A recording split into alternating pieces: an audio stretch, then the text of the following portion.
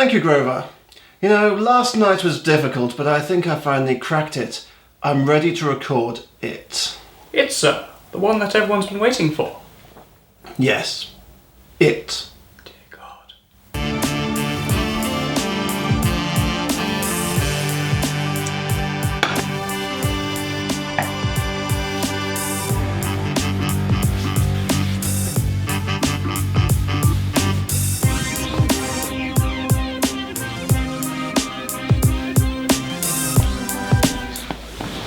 Good afternoon and welcome to Finding the Plot. My name is Sebastian Whittington-Smythe, and now it's the one you've all been waiting for, my most requested video of all time, Yakuza 4.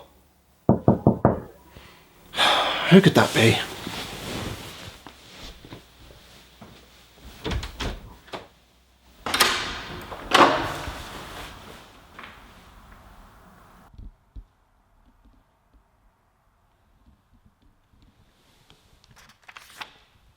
Dear Sebastian, please find enclosed your semi-regular subscription of poisoned apples.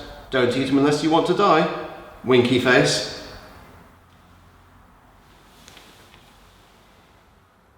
That's a strange apple. Grover 3, get me my phone.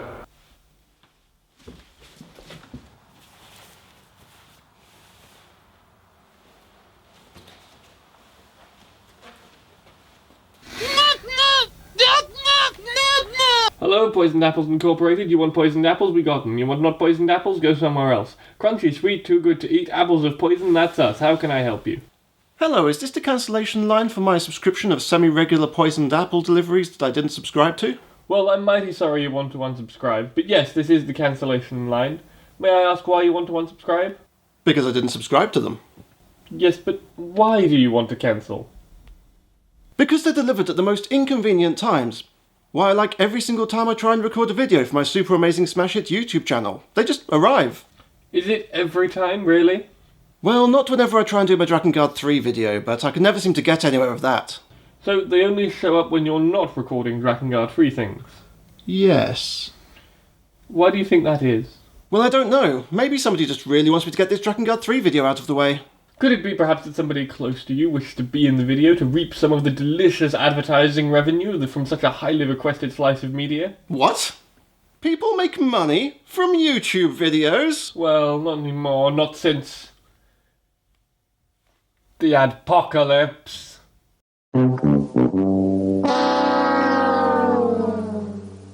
But what about Drakengard 3? You say you can't get anywhere with that. Why? Walk me through your process. Well, it's difficult, but I'll give it a shot.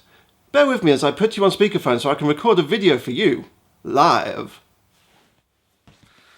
Okay. Good afternoon and welcome to Finding the Plot. My name is Sebastian Whittington-Smythe. Well, this one's been a long time coming, hasn't it? Drakengard 3. The one everyone's been asking for. Apparently. And I would have done it faster if it didn't have so much additional material. I always make a point, as the gaming maven that I am, to only analyse the plot based on what is in the game itself, rather than additional manga, movies and whatnot. However, Drakengard 3 makes a mockery of that by dangling tantalising plot threads in front of you. Threads which are never mentioned further, and never expanded upon, and when left unexplored can present a radically different story to the actual final canon presentation. It's quite difficult to analyse a work of art when it's scattered across novels and manga that don't just expand on the story, but contradict and radically change that story, while providing answers to fundamental questions that, when addressed, make the story make sense. Cut, it's not going to work. Is it the depth of material the game provides that's hampering you? That playing the game simply isn't enough? I suppose so. For instance, here are some of the questions that Drakengard 3 never even tries to answer in the game itself. What happened to turn Gabriella from a sassy dragon into that beast? What beast? A big demon dragon thing. Anyway, why do the sisters have memories of growing up with Zero if they're only 2 years old? How did Zero originally die? Why did Zero make the disciples? And why are they pigeons? What is actually up with Accord? And what's the deal with airplane food? Well, why don't you answer them in your video? I tried, but it keeps going so deep, it reached a stage where I was spending so much time trying to track down the additional threads of story that I wasn't analysing the game anymore. I tell you, trying to tie this all up neatly would have turned me to alcohol if I hadn't already replaced my blood with ethanol years ago. Considering how much of a mental and emotional burden this game has been, it's fitting, I suppose, that it inspired me, showed me that this game is actually about mental health. It is? Yes, and I actually had that conclusion a long time ago, but there was one thing standing in my way that I just couldn't overcome, that I knew everyone would ask about. How it fits into Drakengard 1. How does it fit in? Well, that's a funny story. Is it a funny story? No, but the thing is, it does tie into Drakengard 1. But it doesn't. Drakengard 3 is a prequel of sorts to Drakengard 1 and 2. However, some say Drakengard 2 isn't canon, so let's just forget about that for now. But there is a manga series that does indeed tie Drakengard 3 to Drakengard 1, but in order to make it fit the two together, it retcons certain things that have been established. In the manga Shini Itaru Aka, which follows on from the Branch A ending of Drakengard 3, one's brother, One, goes on a quest to protect the world of his companion Nero, to honour his sister One's legacy. In doing so, he sets off the timeline of Drakengard 1. The Black Dragon is encountered, the source of the Red-Eye disease is discovered, but in linking the two games, there is divergence from the timeline, such as Kaim encounters the Black Dragon before his parents. The Black Dragon is not evolved. Kaim's parents were killed in a different order. There is no sign of Inuart, and there doesn't seem to be any pact system, which does make sense if it's linked from Drakengard 3 ending A. These changes mean that even the canon link to Drakengard 1 creates the alternative version, Drakengard 1.3. There is in fact a giant timeline that somebody made which involves a dizzying array of parallel universes. Universes that you cannot possibly know about just by playing the games alone. And that doesn't sit right with me. Yet all this serves to highlight that this is a series that relies on multiverse storytelling. There's no end of parallel universes, which means that if you stop and think about it, you can link it however you like. If I wanted to say that Drakengard 3 links to Drakengard 1 by having Mario delivering pizza via the sewage systems, that's entirely possible, because these characters seem to shift universes like it's going out of fashion. But it also means that there's no point in me addressing it. It's entirely pointless when it comes to understanding the game. If it's pointless, why did you waste my time telling me? Because I've read all this stuff and I can't do anything with it and I needed to tell someone. So if that's not what your analysis is about, then how would you tackle Drakengard 3? I would do it as Zero's mental health exploration adventure. Why not give me a taster of that? You've done your introduction, so throw a bit of whimsy and get right on it. Okay, so it's time, as per tradition, for me to unpick the blouse of mystery and expose Drakengard 3's heaving narrative bosom for all to see. So sit back, relax, as I invite you to suckle on the knowledge teat as we find the plot of Drakengard 3.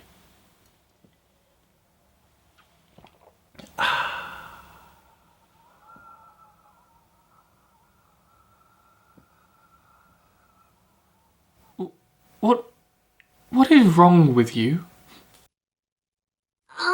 Zero? What now? Can I go find a bush? I need to pee.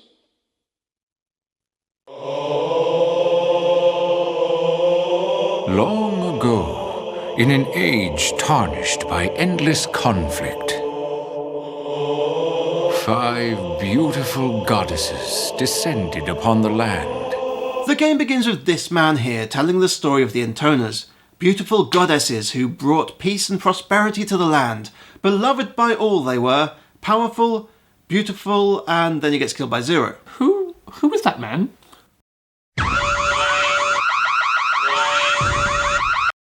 What is that interminable cacophony? That was the manga alarm, something that I rigged up as an amusing gimmick. It triggers when we encounter anything that you could not have possibly known about if you'd made the mistake of only playing the game. That's right, this incidental character not seen anywhere else in the game, never mentioned and totally insignificant, was a key character in Utahime 5. That's the prequel manga that explains the journey of the sisters before the game begins. He was a power-hungry wizard type whose name I can't remember and I can't be bothered to look up. He tried to use the sisters to open a long-sealed door that contained a power that he wanted to harness. They caught his betrayal, aged him, and forced him to, by the end of the manga, be their slave who glorified them, or something like that. Why did I stop to explain him? No reason really, other than to illustrate the depth of narrative information that just isn't even hinted at in the game, but has pages and pages of explanation in the extracurricular reading. Is it a bit like Star Wars in that respect, where every character, if they're in a single frame of a scene, will have their own action figure and in-depth backstory that always involves Boba Fett? Exactly like that. And we never find out why Zero kills him? Zero killed him because she could. Because Zero is angry. That is, initially, her sole character trait. Zero hates everyone, she hates everything, and she will never hesitate to kill. But her main quest is to kill her sisters, and then kill herself. Why? I'll get to that. The introduction to the game sees Zero murdering her way in the general direction of her 5 sisters. Her sole companion on this quest is Michael, a wonderful dragon. When she meets the sisters, she is overwhelmed, defeated, and Michael is killed, leading to a Kill Bill-esque tale of revenge by killing each sister one by one until she gets to her sister 1, who she fights one-on-one, except when she doesn't. Sebastian, you're stalling. Tell the world. What does it all mean? Well, I'm not a psychiatrist or a psychologist, but bear with me. Zero represents how she sees or feels about herself, the core of Zero's own being. As I said, she is angry, bitter, vengeful, wants to die. In her introductory novella, she even says that she is less than Zero. In the in-game introduction, she is someone on a self-destructive angry rampage. Michael is her strong supportive influence, someone who loves and cares about her, standing with her in this moment of need. But more on him later. For now, all that matters is that he is big, strong, caring, and steps in when she's facing certain doom. The sisters, now they're a bit more complicated, and to understand them we need to turn mostly back to the manga. And in particular we need to look at the novel, Side Story. Not this again! The sisters are fragments of Zero's personality, fragments of her soul.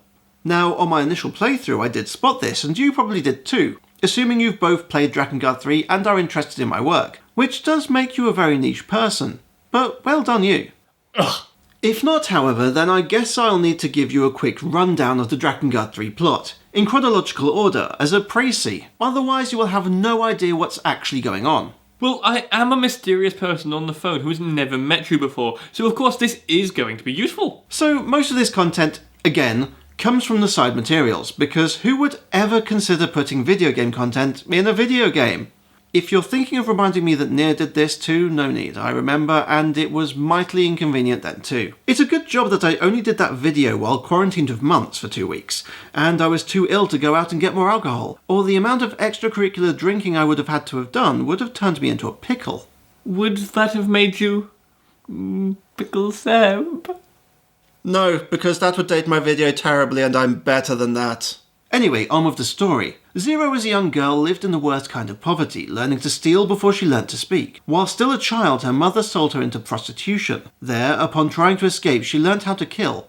How to survive. She found herself in and out of trouble until she was betrayed by a friend and contracted a fatal illness. Though I don't think these two occurrences were directly linked. She was just really unlucky. With nothing to lose, her penchant for murder and theft spiraled out of control, almost as a challenge to the world to stop her before she expired. Eventually, the bounty on her head grew to the point that she could no longer evade capture. She was tortured, punished, and thrown into a cell with other tortured captives, one of whom was a girl who had been blinded by hot needles that had been jabbed into her eyes as part of the interrogation and torture regime. The others were all rebels, fighting against the corrupt lords of the land, the same lords who were responsible for the poverty that Zero had fought her whole life. All the other captives died before Zero, succumbing to the wounds that had been inflicted upon them as punishment. Zero was the last one left. She was alive, yes, despite the physical wounds, but the illness was sapping her strength. I shall read you what happens next directly from the story.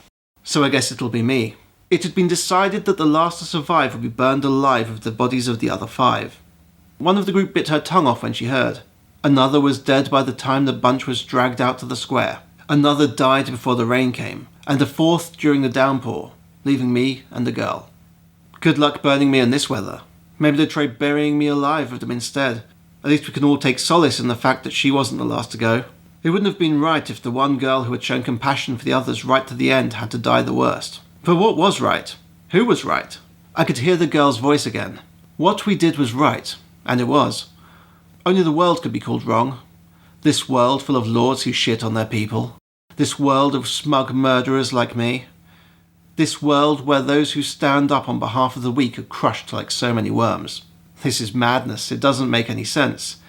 Ire filled me all at once. No, it had always been there and I just hadn't noticed.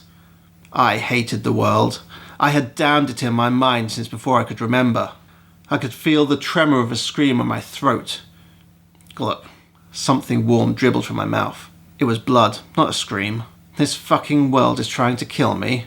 Fuck that. Fuck the world. Fuck you. Fuck you all. You fucking die. Fuck you, fuck you, fuck you. Then, all of a sudden, I noticed a flower. A rose-coloured flower was blossoming right before my eyes, between me and the girl's corpse. Where did it come from?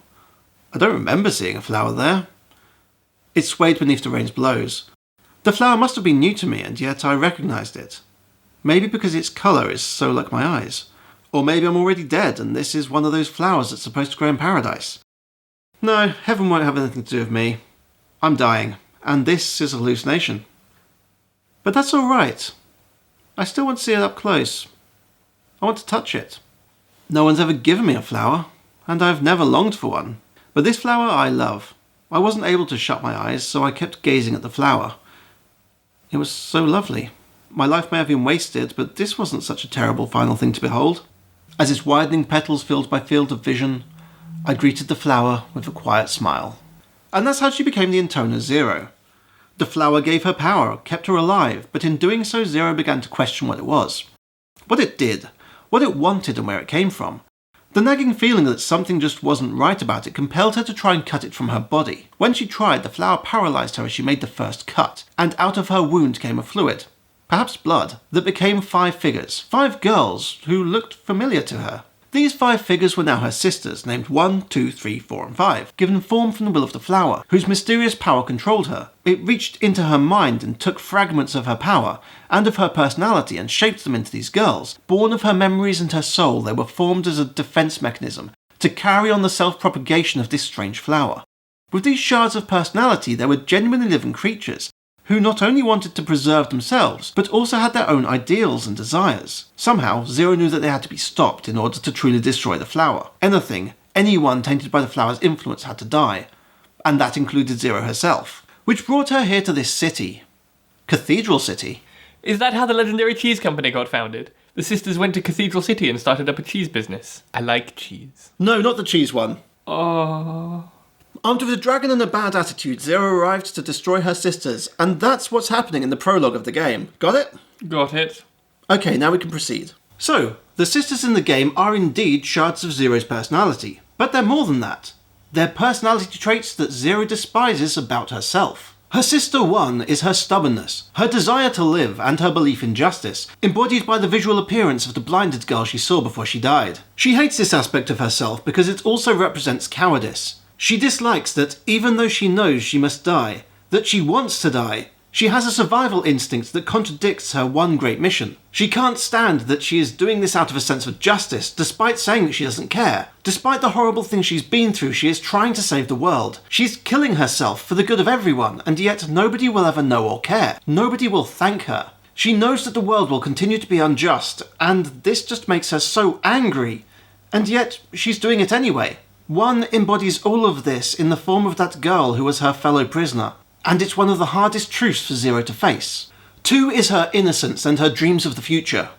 Her innocence which has been smashed, destroyed by the actions of her mother. She has no future. Again, it was stolen from her, and the very notion that she would be self-obsessed and stupid enough to have hopes and dreams frankly pisses her off. 2 is what she could have been like had her life been different. She could have learned to love the world and be carefree, and perhaps even find true love for herself. In the books, it seems that 3 is one who Zero cannot quite place mentally, saying that she is too out there, but she accepts that the madness must be within her somewhere. It is possible that 3 is the girl who represents her stolen childhood. She never got a childhood really, never got to play with things, but 3 does. Her playthings form armies. She was never able to change what happened as a child, but now she makes changes to living creatures, adjusting them like living dolls. And of course, as a child she was a doll, a plaything. It's only fitting then that her lost childhood is embodied in one like 3.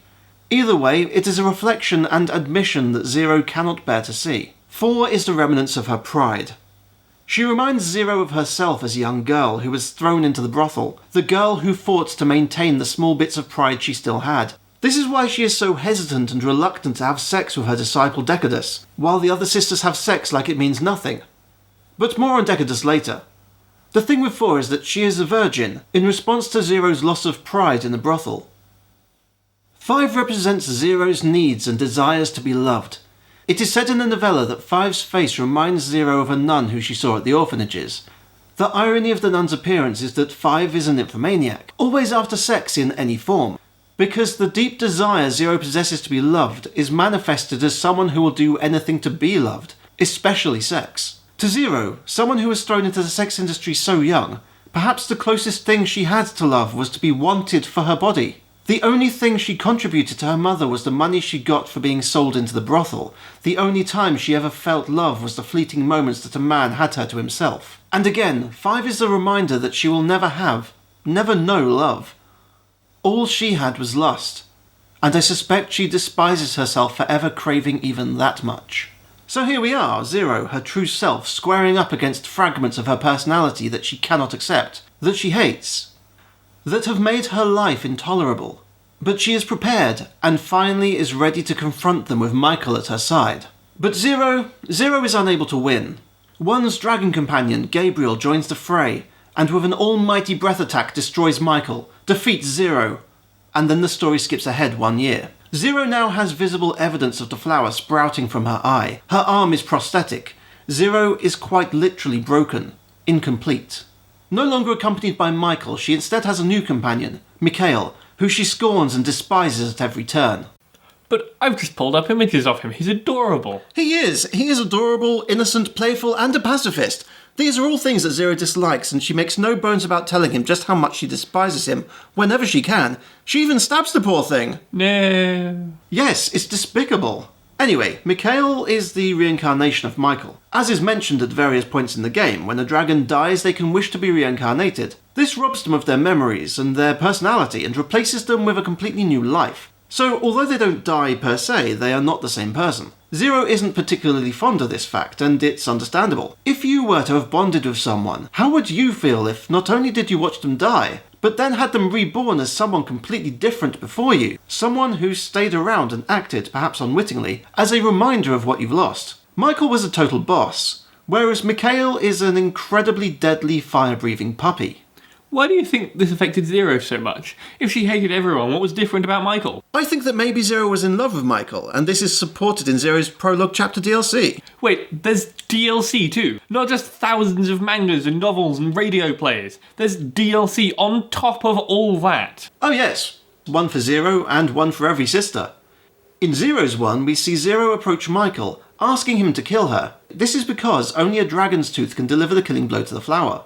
But not only that, the flower is powerful and looks after itself. As I mentioned, when Zero tried to carve the flower out of herself, it paralysed her. It can control Zero, which means it can fight back. Only someone strong can stop her.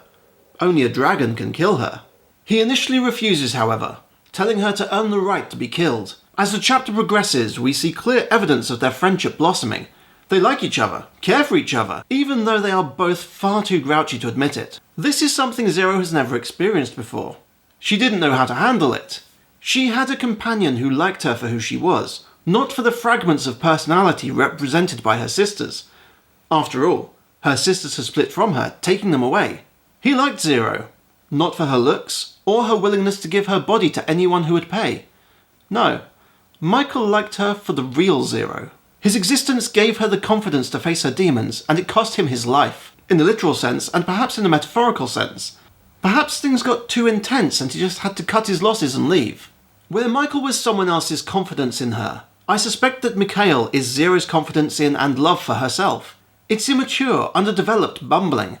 She hates it, scorns it, maybe even blames it, blames him for Michael no longer being with her. After all, perhaps if she believed in and liked herself more, this wouldn't have happened, and she'd still have Michael, and whenever she thinks of how to like herself, she thinks of the love that Michael had for her. Which is why Mikhail is so close, yet so far from how Michael was. For most of the game, Zero refuses to acknowledge Mikhail by name, refusing to give him that honour, while dwelling on Michael and how different they are. Hard. A real dragon could do this in his sleep. Oh, you're comparing me to Michael again, aren't you? I would never do that. Really? Yes, really. Because Michael was amazing and you're a bit dumb. Wish you'd use my name like you use his. You just watch. Her own self-worth is so minuscule that she can only value herself when it's coming from somebody else. If left to her own devices, she will target herself with her vitriol. Granted, this dwelling on the past and the absence of Michael might also be because she's fed up. Most people don't have to babysit a reincarnated dragon who suffers from fear-based incontinence after all. But no two people live identical lives, so we mustn't judge her or him too harshly for their failings. I'm a bit lost. Have we actually started the game yet? No, we're just about to. That's why this has been so difficult. There's so much of it, yet so little. But we are getting somewhere, I promise. In fact, this is the point where Zero leaves the house for the first time. Again, another huge step for someone in Zero's mental state. A year after the mental breakdown, it's time for her to get back in the saddle and face the world once more. The stage has been set for the rehabilitation of Zero's mind, and the game truly begins. Finally!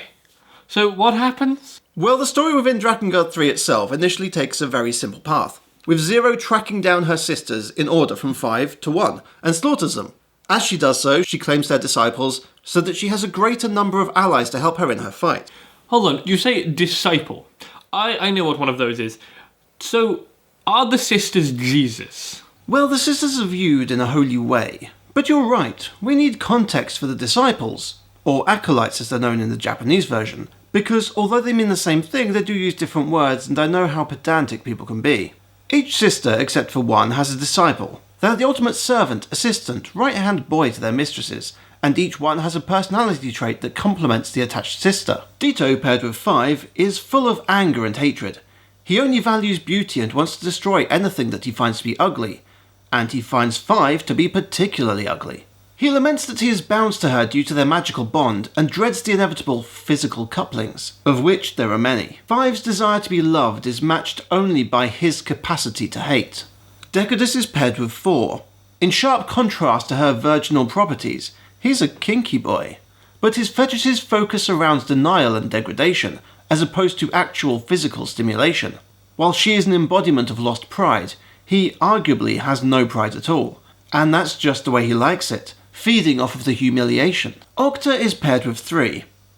Bearing in mind that she is out there, violent and childlike, well, maybe childlike isn't the right word considering what's coming next, but she is the lost childhood that now treats the world as her plaything as she finds new experiences. It makes sense then that Octa's a creepy old man who only ever wants sex.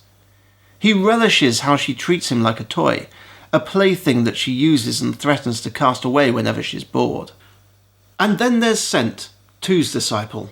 2 is innocence personified and hopes for a better future, so Scent is the perfect boyfriend. Dashing, loving, will do anything to keep her happy, even if he doesn't want to do it. He's also a buffoon, who knows nothing and tries to make himself appear perfect in her eyes, even if to the outside observer he's failing. But, true enough, in the eyes of 2, he is her Prince Charming. These disciples are actually a key component in the quest of self-acceptance.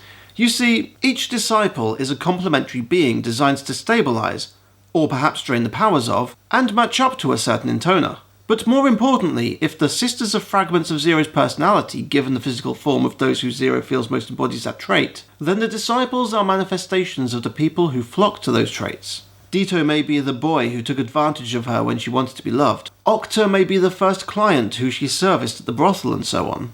Just as the disciples siphon off the power of her sisters, so too did these people sap her will to live. You're not making much sense. You keep saying the disciples drain and siphon the power off, but I don't know what you mean. Has this come up in the game? Will it? No, not really. I'll get to it, but like I said, I haven't done this video because there's so much stuff to cram in and the order's really awkward. I think I need another drink. No, stay on the line. We're getting somewhere with this. You want a drink? You don't need to go and get a drink. I can get you one. What do you want? I could do with a nice Shiraz, I suppose. And a Shiraz you shall have. Blimey, impressive. Though I could do with a bit more, really. That's more like it. Nice. Tell me about the disciples. Okay, yes, I can do this. Zero doesn't just hate who she is. Doesn't just despise these pieces of her own personality as observed in her sisters. She hates the people around her too. The disciples stand for everybody who only wanted a part of her, who only wanted to use her to their own ends, regardless of how she felt. She may see parts of herself reflected in the people she met in her life, embodying her imperfections as a tapestry of shame. But the disciples are the people who made her life unbearable. The only person who gave her a reason to live, perhaps, was Michael. And now he's gone. But when she kills the sister, she takes her disciple. For instance here, when she kills 5 with a betrayal-tastic assist from Ditto, she claims Ditto as her own disciple. But for what purpose would she want to keep him? If we accept that he is part of why she's having this breakdown in the first place, it would surely make sense to cast him away. Kill him too. Well, we could look at the act of killing the sisters as Zero trying to overcome these negative traits by killing the doubt that she sees in herself. And that also requires welcoming her disciple. It could be a possibly extreme form of not just learning to love yourself, but also learning to love your fellow man. By taking the disciples on the road, living with them, fighting with them, getting to know them, she can learn to also like them, maybe even love them as brothers in arms. This is important, because if she only learns to love herself, but continues to hate others, then she's only done half a job. Loving herself but hating everyone else is not healthy. It's narcissistic. It is not just her duty to defeat the Intoners. She must also come to terms with the disciples. So, onwards we go. With 5 defeated and Ditto tamed, Zero jets off to take out or take on 4. 4 is, as I mentioned, purity, innocence and celibacy, and so she is suitably flying high in her ivory tower of aloofness. Well, an airship at any rate. She has not just got the moral high ground, she also has the... how did that sci-fi film put it? The geography that I stands compares you superior. That's the one. She is paired with Decadus, a kinky BDSM denial play-obsessed horndog. Perhaps Zero was hounded by someone like Decadus once, who wanted to be denied, toyed with. Maybe Zero is secretly into it and would love a boyfriend like that. Who knows? I will never kink shame, but I will never claim to understand the kinks either. Their music was far too modern for my tastes. All we know is that she hates the fact that someone like 4 came from her. There isn't actually much of a fight against this one. She's too pure. Zero fools her, telling her that she remembers growing up with her sisters, and then, with this simple ruse, 4 is slain and Decadus is claimed like a prize bit of steak. Please, kill me as well. I kill my sisters. I take their men. Go clean up, front and rear. We meet tonight. On the way to Fight 3, Mikhail learns that there are such things as fetish dungeons. With loot. Yeah, or a fetish dungeon. Huh? What's a fetish dungeon? Don't worry about it. Isn't he such a precious little soul? Fetish dungeons. Why, if I knew that this game had such fascinating topics, I would have played it years ago. They only mentioned it this once, I think. More's the pity. So what happens next? They get shot down and land in the forests, fighting through 3's forces to get to her. On the way, they meet this irritating fairy. But you lot certainly matter in utter worthlessness and disgust. I'm the Fairy King, remember? No one is more wise or clever or boundlessly intelligent than I. What the?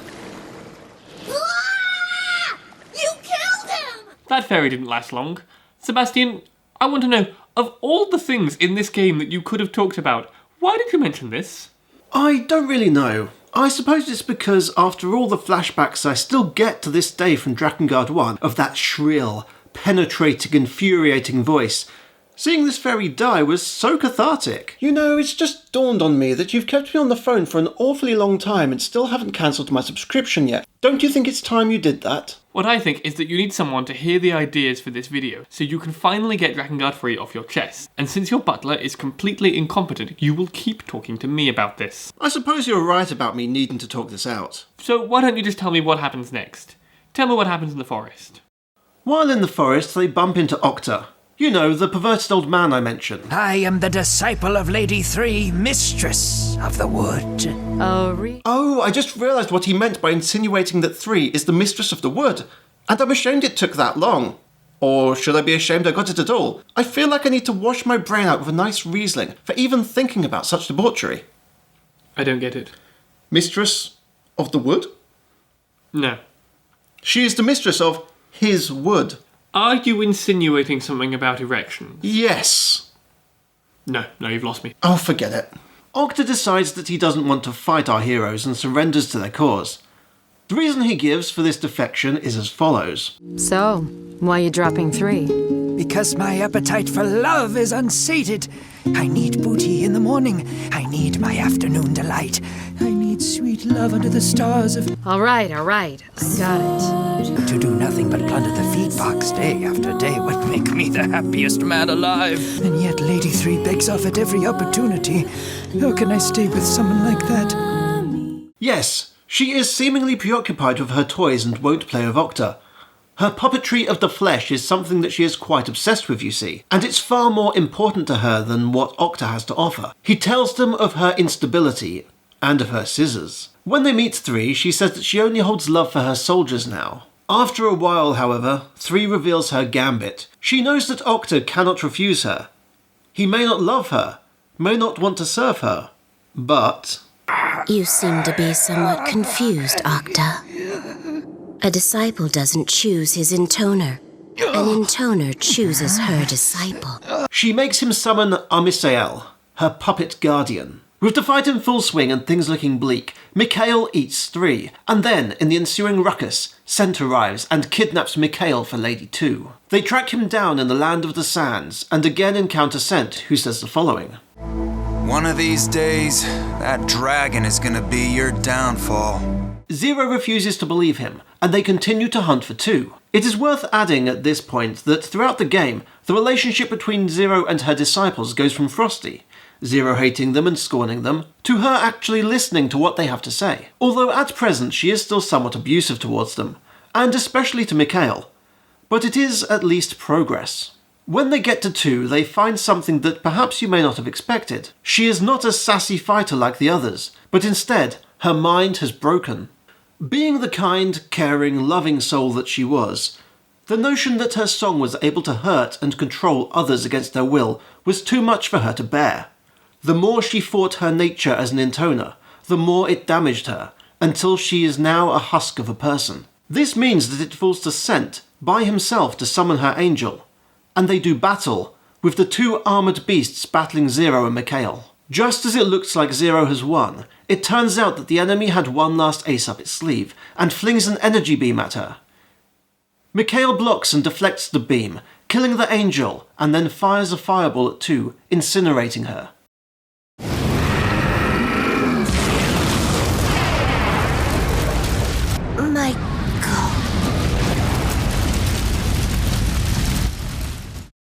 And so with Cent claimed and the gang assembled, it's time to face 1.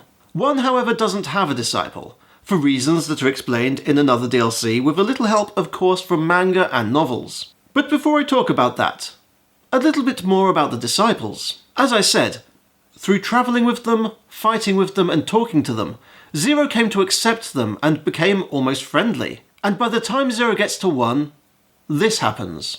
Sebastian? This is a very important scene, as symbolically she is no longer angry, hateful, or bitter about these people. These influences on her life. She has killed the fragments of her personality, accepted outsiders as not being, well, the worst, but instead has accepted them to the point that she doesn't need to think about them or personify them. Sebastian? She can free them to flutter off to their own destinies. They're no longer bound to her, and it's a nice moment as she releases them from their form, and they fly away. Sebastian? What? Why are they pigeons?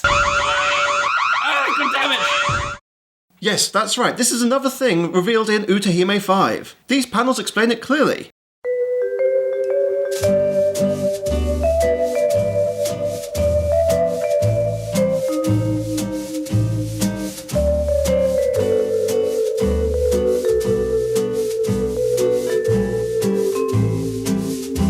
Makes perfect sense, does it not?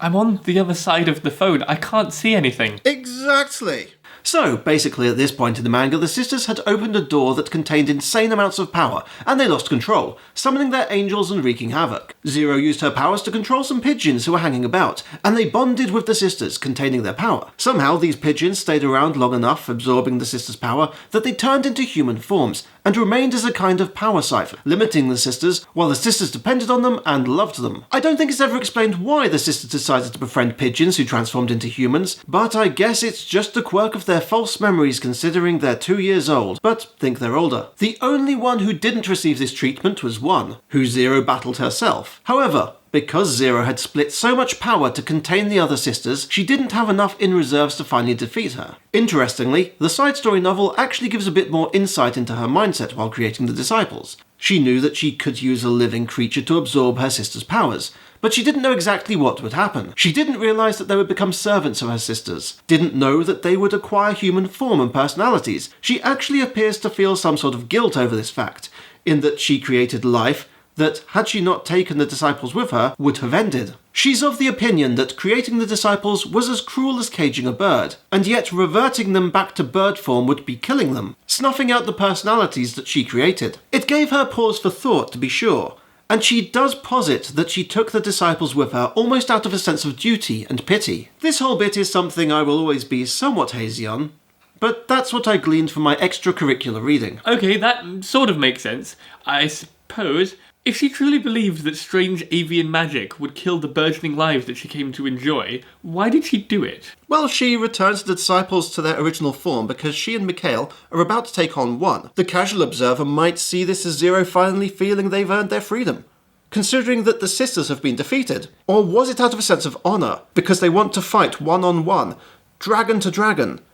Or was it something darker, considering that returning them to the bird form is both freeing and killing them?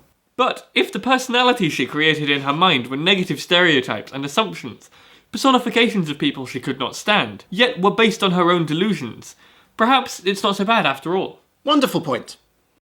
And so it's time to battle one. When they meet up, one is researching, looking for answers. The long and short of it is that she realised that something was up with their creation. Something wasn't right. She knows the lives and memories of her and her sisters are inconsistent. She wants to understand the truth behind Cathedral City. It's a delicious mainstream cheese, and if you maintain your poisoned apple subscription today, we will get you a 3-packet of cheddar with gravy. No, not the cheese. The actual Cathedral City, which houses the gate that you never see in the game, but which is really important because it contains the power of the flower. Zero chides her for wanting to learn things that don't matter, and a fight begins. The opening bell being rung, metaphorically, by the descent of one's demon dragon Gabriel. Now, I mentioned that one is the sense of justice and stubbornness in Zero, and it is this fight that really hammers this home, with a lot of help from the side story novel. What we see is that one is trying to find a reason behind her life. A reason for the existence of wrongdoers. In her mind,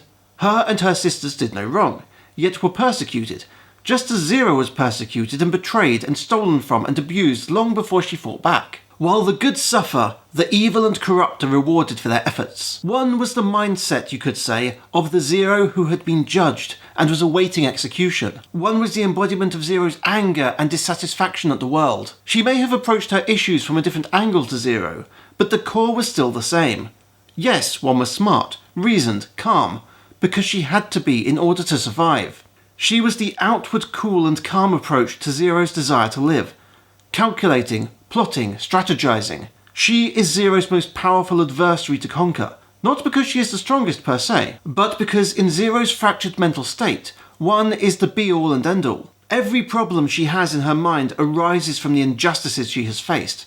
Her desire to be loved, her broken childhood, her fruitless hopes and lost innocence. It all arose from a world of injustice. And at the heart of it all is one. Her indignation. If she didn't care, if it didn't upset her, then Zero wouldn't be in this position. But she does. It destroys her from within every day. And even if she has come to terms with everything else, and even accepted her disciples, it will all be for naught unless she can silence her own fundamental dissatisfaction with the world. And so she must do battle to silence it once and for all. When Zero wins, Gabriel delivers a devastating blow in retaliation, which gravely wounds Mikhail. No. And damn this scene. It's heartbreaking. If we remember that Mikhail is actually Zero's self-worth, her positive traits, then these have been killed by all that one represents. All that is left is Zero, the very embodiment of sadness and anger.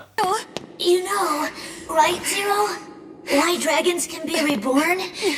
Because they get a final wish. Enough!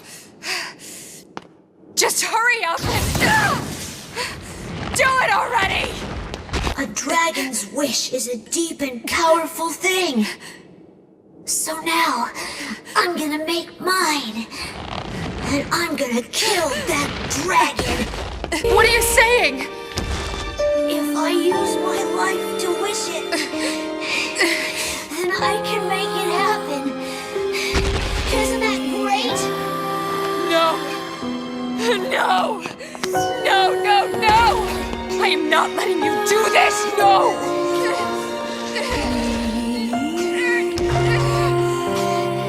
It's okay, Zero. If I lose my memory, I won't be me anymore anyway. No! No, no! Please, no! Besides, I had a lot of fun, Zero. I mean, being with you. Mikhail, no, you can't! I won't let you! Look at that. You finally used my name. My name. God damn it, dummy! Stop repeating things!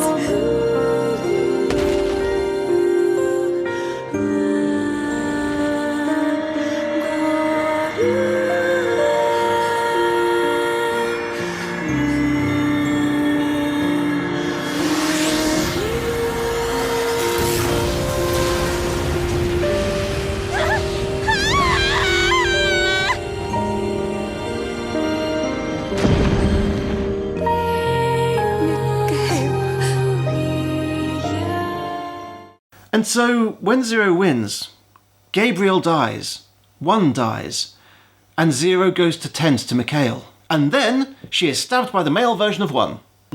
What? It's One's brother.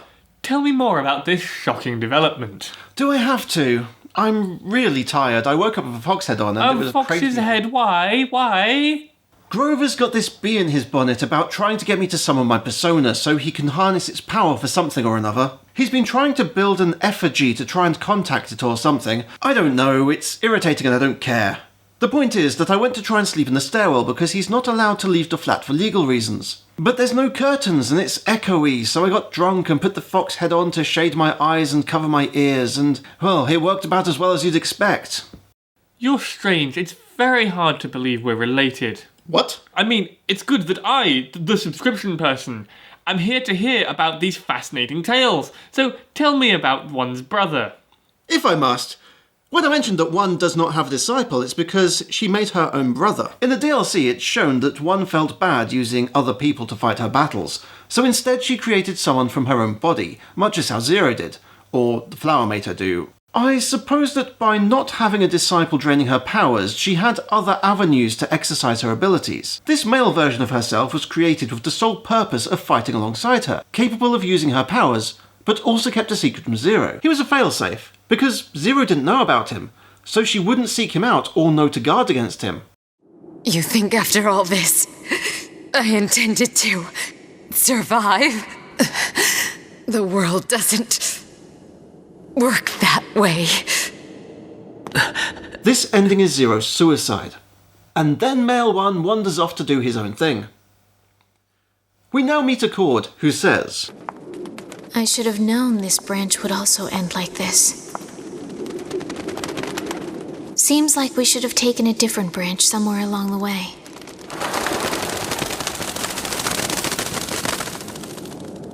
Time doesn't always flow in a single direction. Divergence, Branch B.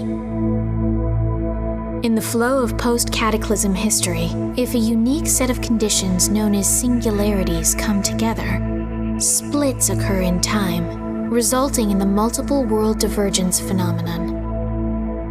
It is now April the 1st, 1000 AD. 28 days since the singularity known as Zero resumed activity. The first anomaly occurred when Zero encountered the old man known as Octa, and the forest they were expected to enter manifested in a different form. M3210, E0020, QV. Begin recording. Wait, you kind of glossed over that suicide talk. What the hell? I suppose. Well, think of it like this.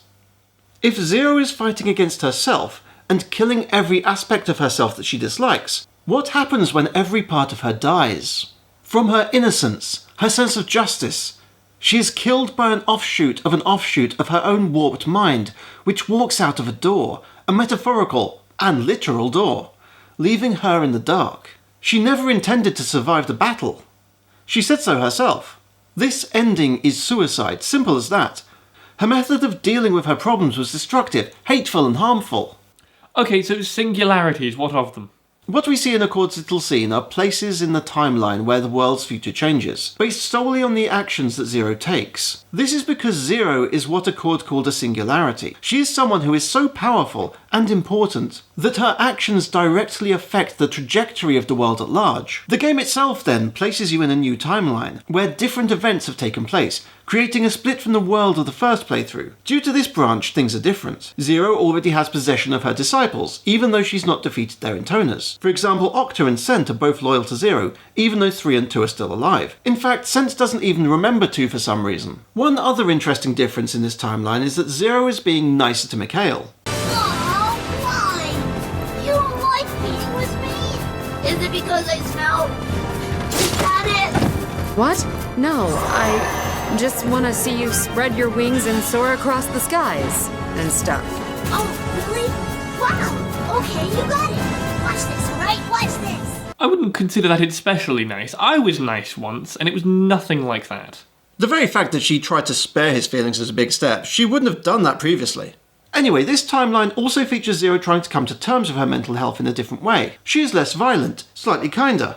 Oh, and she regenerates through a flower. Just hurry up and pull it out!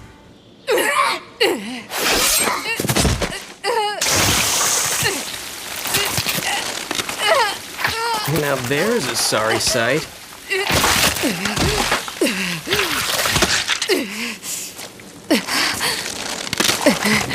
You say something? Who, me? No, nothing at all.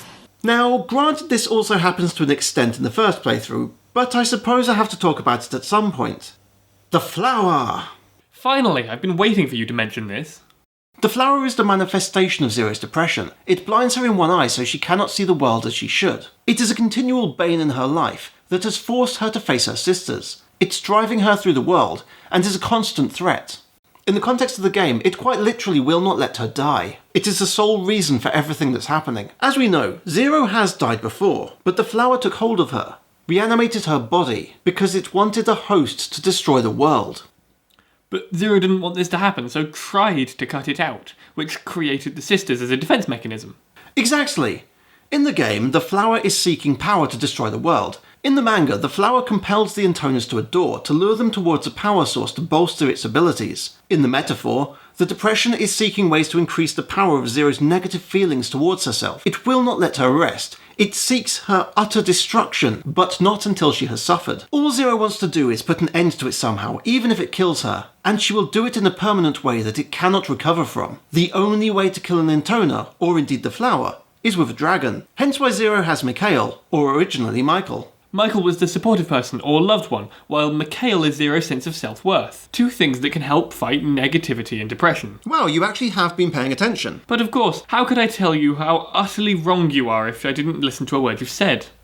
Did you just say I was wrong? No, I said you were wrongful, wonderful. How can I know how wonderful you are without listening to the wonderful things you say? Right. In this playthrough, they encounter 2 dancing around the corpse of 1. In this version, 2, driven mad presumably by the same revelations that drove her mad before, has betrayed her sisters, driven insane to the point of indiscriminate violence. However, Cent, reunited with his intoner, turns against Zero and friends. This could be seen as an emotional setback. Whereas previously Zero defeated her self-resentment as embodied by 2, and came to accept all that Cent represented, in this version, 2's influence is overwhelming Zero, eroding her influence and control over her disciples and thus herself. She is taking a step back, as Cent has returned to being an enemy. Zero wins the battle, but Mikhail is hit hard, and seems done for. Alone, losing control of her emotions, Zero uses her song to sacrifice herself, to form a pact, to bind herself to Mikhail. They combine to become one life form, but there is a flower in Mikhail's eye, showing that the depression is still there, even if he doesn't seem aware. This, then, is a bittersweet ending. We see that Zero, in the face of adversity, has abandoned everything and receded into her underdeveloped sense of self-worth, which at this point is little more than the childish state of mind. She saw herself as foolish, uncultured, irritating and childlike, but despite her insistence that she hated this, she had dived into it, to escape the pain of self-awareness and critique. And while she might appear somewhat happy in this state, the darkness, the flower, is still there to ruin everything, and yet she doesn't even seem to be aware that this is the case. Basically, it's a nervous breakdown, where she's regressed to a position of pure obliviousness. Moving onwards to the next branch, we join the indomitable Intono Investigation Institute in an inexplicably icy desert. 2 has captured Mikhail and cast a spell on him which devolved him, another sign that Zero's mental progress is slipping. In this branch, Accord notes how everybody is behaving strangely. Disciples are abandoning their living Intoners. Everyone is experiencing what she calls volatile mental states. She also describes Mikhail as a harmonizing factor. The metaphor is becoming more overt. Long story short, this branch is Zero's mind failing to deal with everything that's going on. In the previous branch, she was able to recede into obliviousness, but in this branch she cannot, as Mikhail has been corrupted, meaning that her mental safety net is no longer available to her. The disciples are not acting normal, the desert is cold, nothing is quite right, and it's becoming too much for her to bear. Eventually they meet up with 2, who this time is attacked by all of the disciples, and she uses her last bit of energy to explode, killing herself, but also destroying all of the disciples, leaving just Zero and Mikhail as survivors. Zero, however, seems in somewhat highish spirits, as she and Mikhail go on to kill 1. Perhaps in destroying 2 and losing her disciples, she actually found herself surprisingly free of baggage. Or so it seems. She meets 1, who again rationalizes what Zero wanted all along. They both want the same thing. 1 wants to kill Zero because she doesn't trust Zero to kill herself, and vice versa. Once again, it's Zero fighting her own sense of justice, essentially telling herself what she thinks she should do, while not really believing it. Like the drunk who claims to be quitting alcohol to their friends because they know it's destroying them, but secretly downing spirits behind their back. Yes, I suppose you're right. As if anyone would ever want to do that. After the epic showdown, Mikhail and Gabrielle have a face-off that costs them both their lives. And so it leaves just Zero and 1 to finish the fight. Zero eventually wins and confronts the corpse of Mikhail, her mind's destroyed. In her showdown with 1, Zero quite literally lost her sense of self-worth. And while she has defeated 1, and so is no longer bogged down by all the injustice of the world, it has left her feeling completely disposable. Rather than productively defeating her hang-ups about justice while retaining her self-respect, she has perhaps accepted that there is no injustice, because she feels that she deserves everything bad that's happened to her. In this version of the game, she never had time to come to terms with the issues represented by the disciples either. She had them torn away from her, leaving scars that will never have a chance to heal. And so, in the end, everything was taken away from her but herself and the flower. The depressed, insane core that she most wanted to be rid of. As Accord says... Update. The Intoner Zero completed her objective. However, the dragon Mikhail has died. And Zero's mental health is in a rather alarming state. I'm afraid there's little chance of finding a solution in this timeline. Before the final branch of the game, we are given a few more mini-branch chunks to look at, which I will treat as one. These side levels show instances where the group actually bonds as people. For instance, Zero takes an interest in and actually empathizes with Dito. The disciples ask Zero for acknowledgement. They learn about her personality, her life with Mikhail, and even about her cooking skills, which admittedly leave a lot to be desired. These moments humanize Zero beyond the angry, brash killer that she tries to present to the world. Yes, she is still mean to Mikhail and says she has tried to forget him.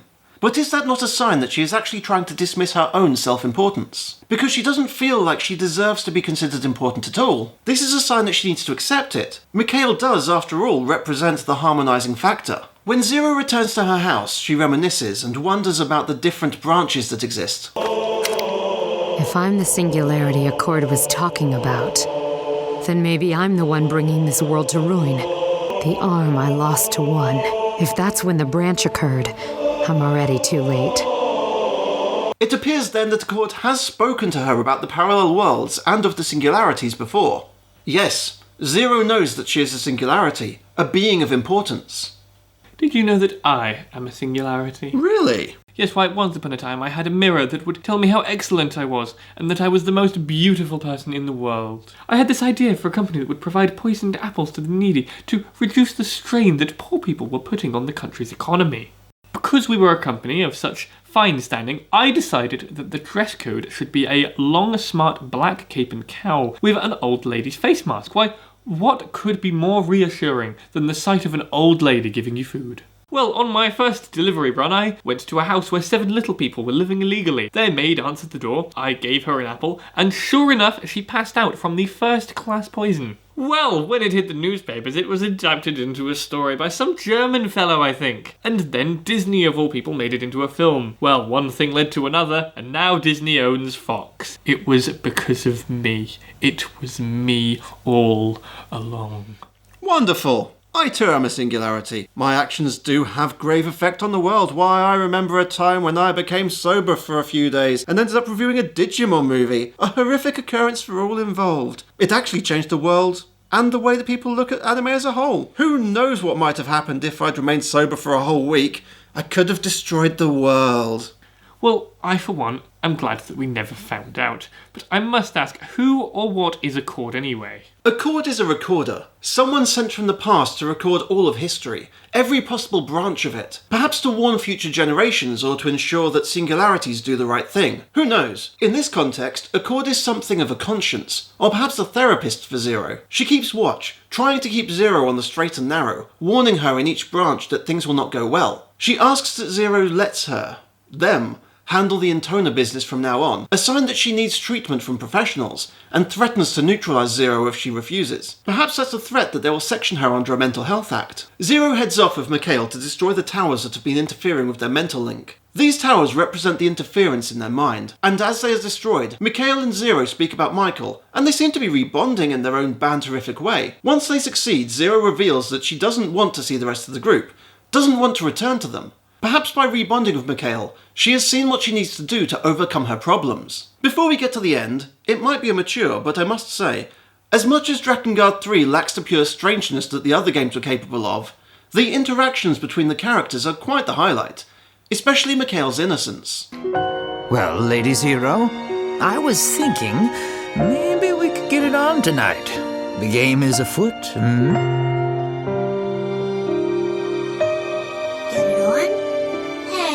Shouldn't fight. We all need to get along. Worry not, dear dragon. Zero and... Tonight? Hey, Zero! Let me play the Get It On. That's not a good... Why not? Well, you see, you're I mean... Drop it, Octa. Oh, come on. If we're all friends and stuff, why can't I play the Get It On game? Huh? Come on, let me. I bet I'd be real good at it. No. And Octa's not playing tonight either. But the burning passion in my loins. How are you faring, lady? I'm fine. But your eye... I'm fine, so stop worrying. Oh, your words are... During this particular cutscene, it's revealed that Mikhail has cravings to eat intoners. Consume them, and sure enough, as we go on, he eats 4. In fact, the only exception is 5, who has been resurrected, presumably by the flower, as she has already been killed once before. But this shows something else, that unless Mikhail has eaten the intoners, or they've been killed with Dragontooth's sword, they can come back. And this does give credence to the theory that they can only truly be killed by dragons. And now we get to the fight with 3, and the best bit of the game. My name is Mikhail, my name is Mikhail. I really love me some Zero. I'm not a stinky dragon, nor am I a dirty dragon. Hop on my back and let's go for a ride. Yay!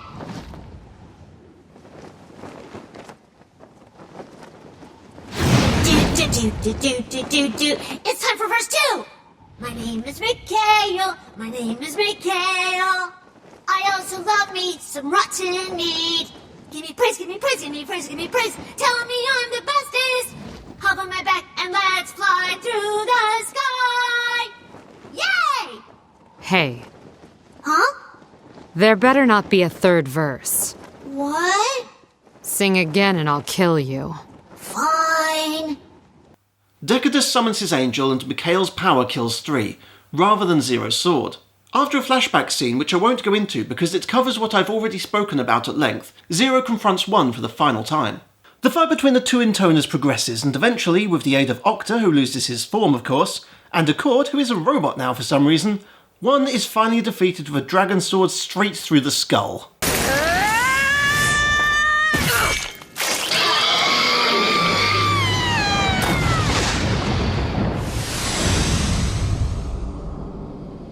And that leaves Zero all alone with Mikhail.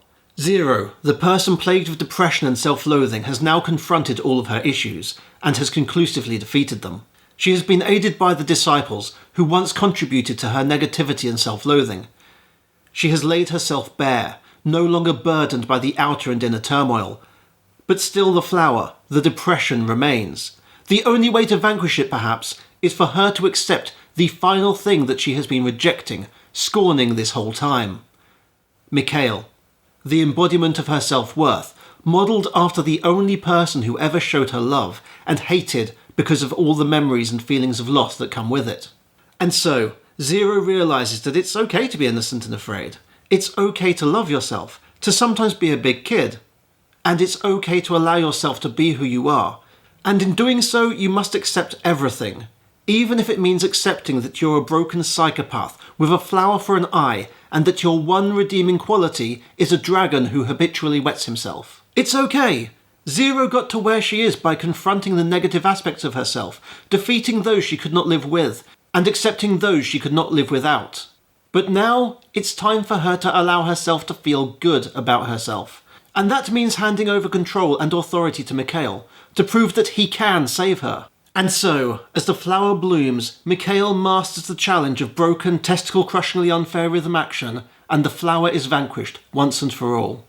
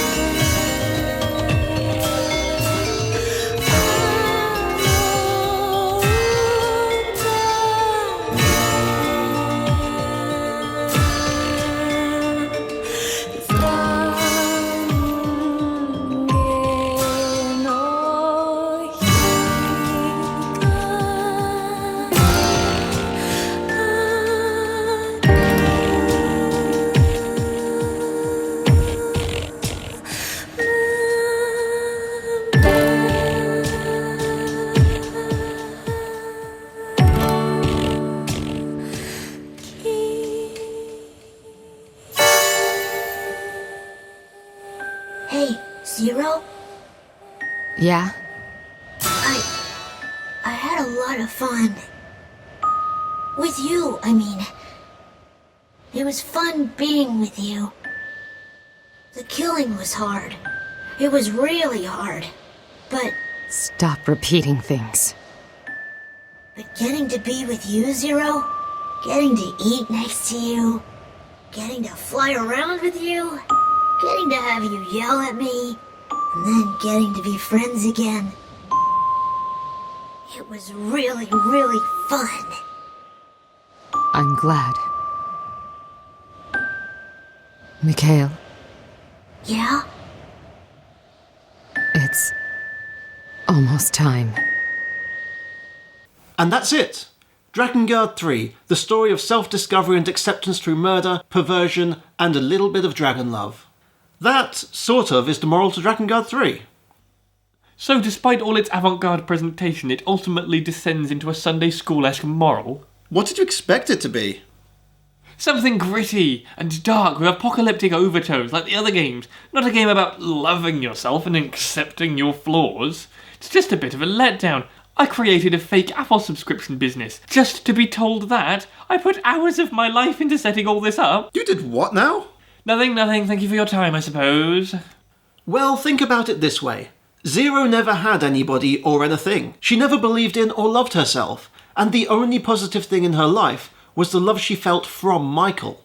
When she lost him, all she was left with were the traits she hated about herself, traits that attracted false love, false interest, from people that she didn't want and whom she despised.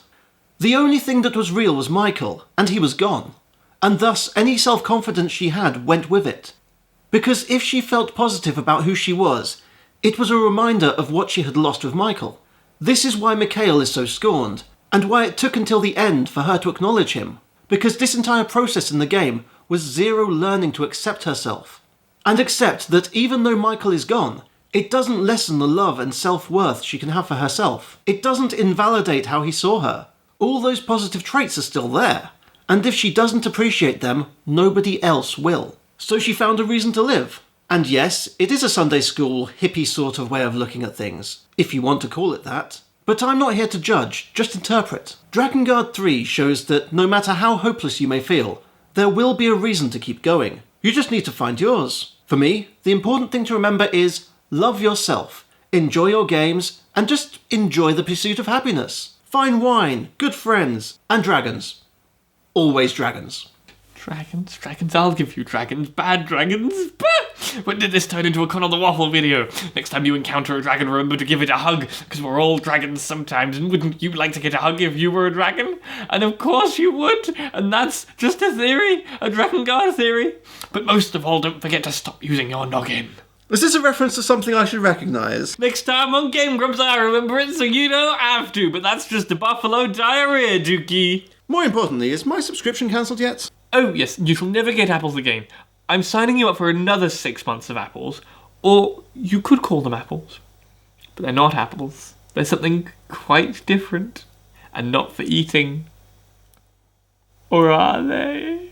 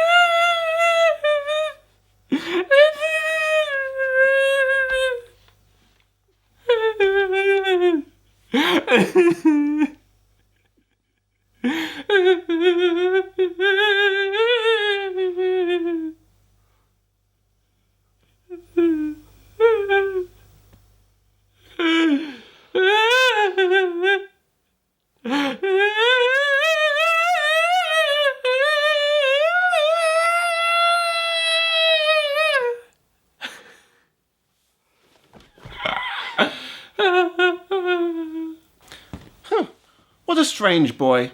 But at least I think I'll never be receiving poisoned apples again. I think. I wonder why I went a bit dotty towards the end there, though. On the bright side, he did help me get to the bottom of the mystery of Drakengard 3. Or perhaps I've been talking bollocks this whole time.